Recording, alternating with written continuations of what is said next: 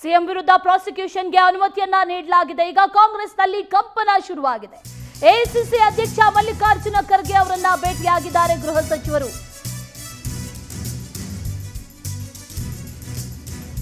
AICC ಅಧ್ಯಕ್ಷರಾದಂತಹ Mallikarjuna Kharge ಅವರನ್ನ ಗೃಹ ಸಚಿವರು ಭೇಟಿಯಾಗಿದ್ದಾರೆ. ಮಲ್ಲಿಕಾರ್ಜುನ ಖರ್ಗೆ ಅವರ ಜೊತೆಗೆ ಡಾಕ್ಟರ್ ಜಿ ಪರಮೇಶ್ವರ್ ಚರ್ಚೆಯನ್ನು ನಡೆಸಿದ್ದಾರೆ. ಸದಾಶಿವನಗರದಲ್ಲಿರುವಂತಹ ಖರ್ಗೆ ನಿವಾಸದಲ್ಲಿ ಭೇಟಿಯನ್ನ ಮಾಡಿ ಸಮಾಲೋಚನೆಯನ್ನ ನಡೆಸಿದ್ದಾರೆ.